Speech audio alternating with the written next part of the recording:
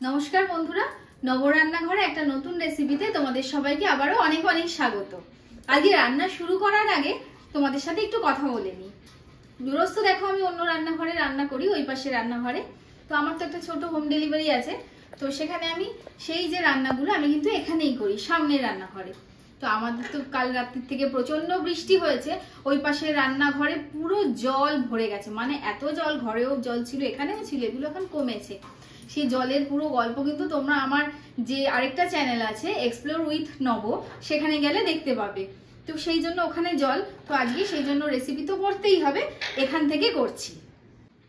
আজকে একটা বেগুনের রেসিপি করব, তার জন্য দেখো কিরকম লম্বা লম্বা সরু সরু বেগুনগুলোকে নিয়ে নিয়েছি। আজকে বানাবো বেগুনের তেল ঝাল। তোমরা সব রকমের বেগুন দিয়েই করতে পারো, কিন্তু আমার কাছে মনে হয় এই বেগুন দিয়ে এই রেসিপিটা বেশি ভালো হয়। তো দেখো এই বেগুনগুলোকে আগে আমি প্রথমে কেটে নেব। বেগুনের মাথাগুলোকে তো প্রথমে কেটেই নেব, তারপর এই যে মাছ বরাবর বেগুনগুলোকে কাটবো। কেটে নিয়েছি, এভাবেই সব বেগুনগুলোকে আগে কেটে নেব। বেগুনগুলো তো কাটা হয়ে গেছে, এবার ভালো করে ধুয়ে নিয়ে চলে এসেছি। এবার বেগুনে নুন হলুদ মাখিয়ে নেব। দিয়ে দিচ্ছি নুন হলুদ,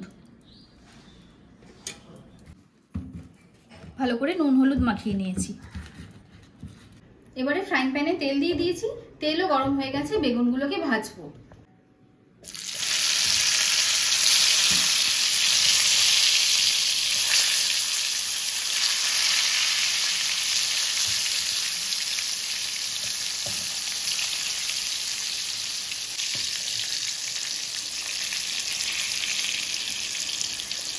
আমার সব বেগুনগুলো কিন্তু ভাজা হয়ে গেছে। আবারও বলছি, যদি এরকম বেগুন না পাও তো যেরকম বেগুন পাবে সেই বেগুন দিয়েই করবে, শুধু লম্বা ভাবে কাটবে। এবার ওই তেলের মধ্যেই দিয়ে দিচ্ছি স্লাইস করে কেটে রাখা পেঁয়াজ। পেঁয়াজটাকে প্রথমে ভালো করে ভেজে নেব।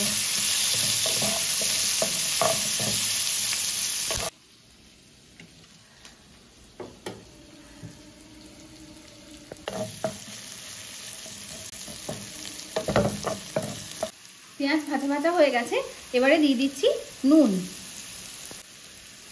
হলুদ গুঁড়ো, জিরে গুঁড়ো, লঙ্কা গুঁড়ো, কাশ্মীরি লঙ্কা গুঁড়ো। এবার পেঁয়াজের সাথে ভালো করে মশলাগুলোকে ভেজে নেব।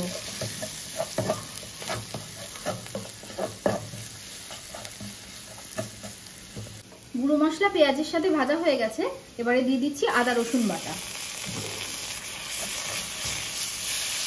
এটাকেও ভালো করে পেঁয়াজের সাথে ভেজে নেব।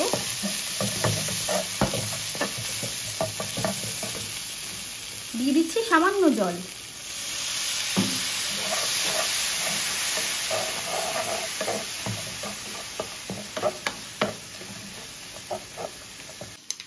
এবারে দিয়ে দিচ্ছি ফেটিয়ে রাখা টক দই। দেখেছো, টক দইয়ের পরিমাণটা কিন্তু একটু বেশিই দিতে হবে। এবার ভালো করে দইয়ের সাথে মশলাটাকে কষাতে হবে।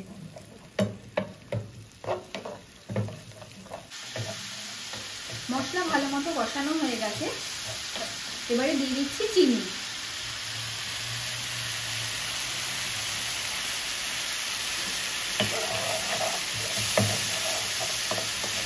এবারে অল্প অল্প জল দিয়ে মশলাটাকে কষাবো।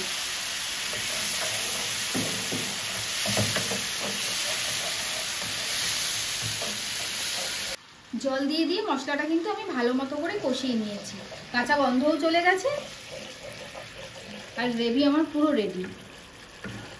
এবারে ভেজে রাখা বেগুনগুলোকে ওপর থেকে দিয়ে দেব। লম্বা লম্বা করে পাশাপাশি সাজিয়ে দেব।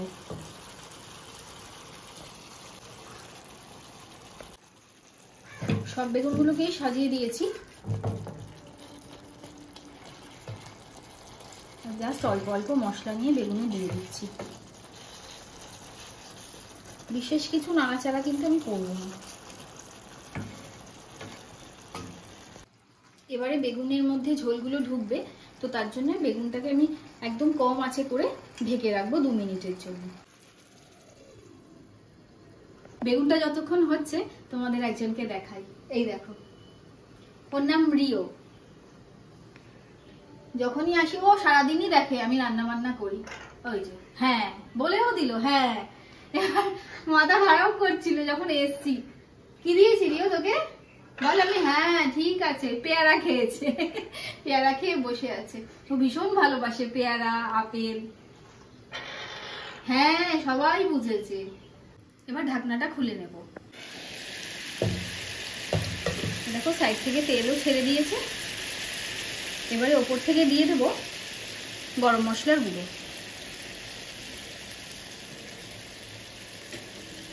ব্যাস, এবার গ্যাস অফ করে মিনিট খানেক ঢেকে রাখবো, তারপর সার্ভ করব। বেগুন কিন্তু খাওয়ার জন্য একদম তৈরি।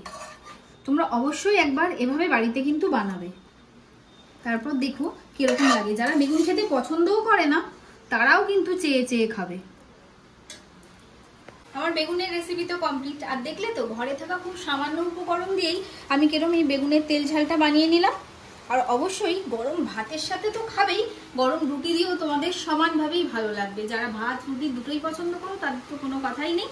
এই এক পদে তোমরা কিন্তু বাজিমাত করতে পারবে। বাইরে দেখো প্রচন্ড বৃষ্টি শুরু হয়ে গেছে আর হাওয়াও দিচ্ছে।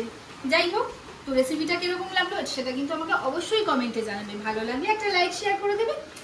আর এরকম ভালো ভালো রেসিপি দেখতে গেলে অবশ্যই নম্বর রান্নাঘর চ্যানেলটাকে কিন্তু সাবস্ক্রাইব করতে হবে। তো চলো, দেখা হচ্ছে একটা অন্য রেসিপির সাথে অন্য একদিন। তো সবাই খেতে থাকো আর খাওয়াতে থাকো।